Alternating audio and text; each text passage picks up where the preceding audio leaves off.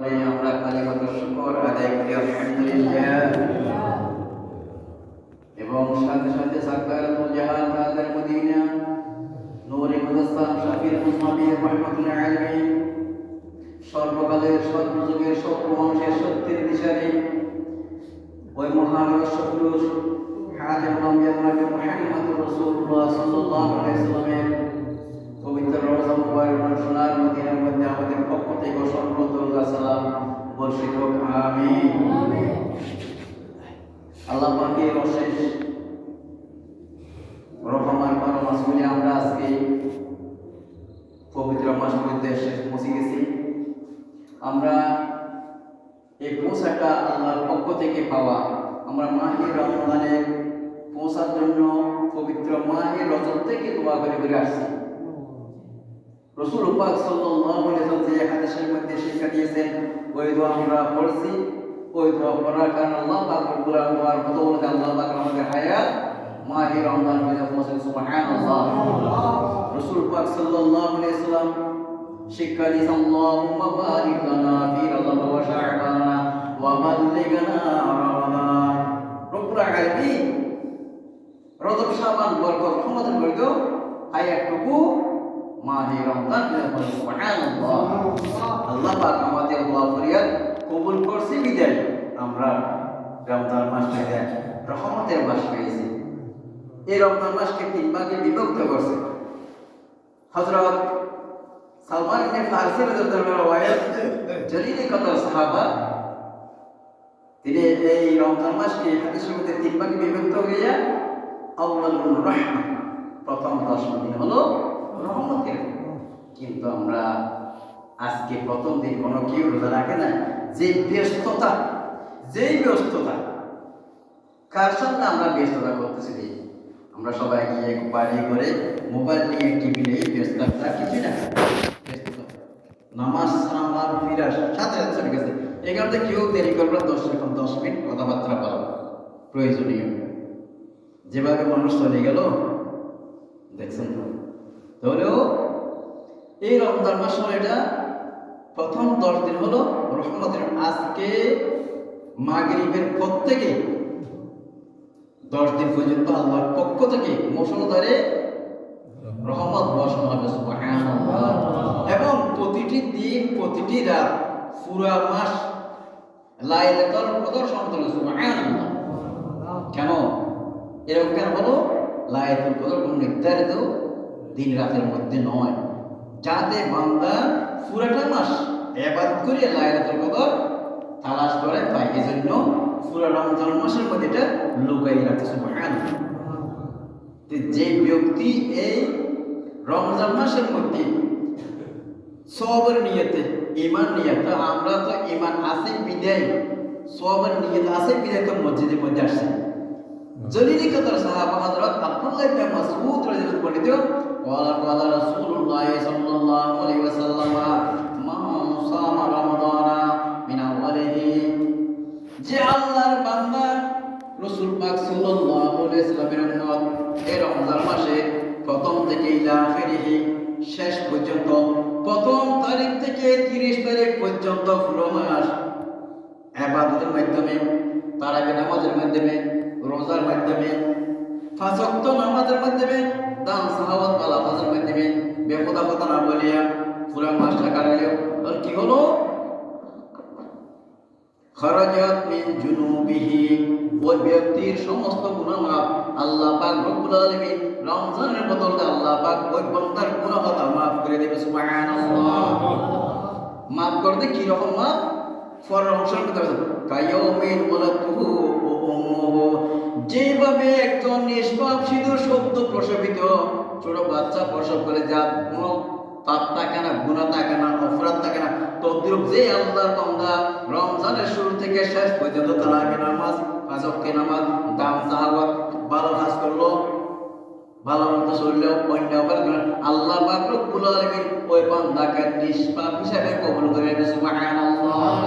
সালাতু ইয়া রাসূলুল্লাহ আলাইকুম ইয়া হাবিবাল্লাহ রোহার গেছে জান্নাত কি তামান্না জুমিল যায়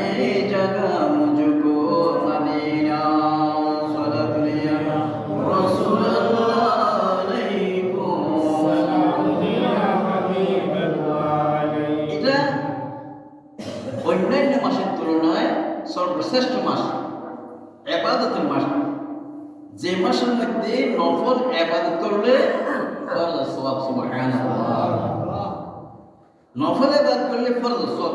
আর যদি কেউ ফরজ ইবাদত করে সত্যের ফরজ সওয়াব, সুবহানাল্লাহ। এমন একটা গুরুত্বপূর্ণ মাস। আমরা আজকে 15 রজবের প্রথম দিনের মধ্যে আসে যেভাবে আমরা একটা চমক সৃষ্টি করে দিলাম, মসজিদ করে এবার এত ব্যস্ততা, दुनिया दुनिया दुनिया एक दुनिया मुसाफिर का ठिकाना, कोई आगे रवाना है कोई पीछे रवाना। থাকতে কেউ পারবে না, একদিন আগা করে একজন পিছে একজন, একজন আগে একজন পরে, কোনো সিরিয়াল নেই।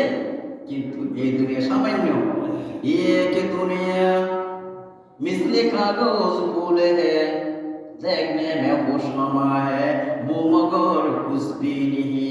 দুনিয়াটা এত সুন্দর, চাকচিক্যময় দেখতে লাগে, কিন্তু আসলে গোলাপ ফুল যেমন অরিজিনাল গাছের গোলাপ ফুল, কাগজের গোলাপ ফুল, কাগজের গোলাপের মধ্যে যেমন কোনো খুশবু নেই, তদ্রূপ এই দুনিয়াটা আমরা চাকচিক্য আরামের এসে মনে করছি, কিন্তু আখিরাতের তুলনায় এটার মধ্যে কোনো আরাম নেই। কিন্তু আমরা এই দুনিয়া নিয়ে ব্যস্ততার মধ্যে আছি। কার সঙ্গে ব্যস্ততা করি, কার সঙ্গে এই ব্যস্ততা দেখায়, কার কাছে আমরা যেতে হবে, এটা আমাদের স্মরণ করতে নেই।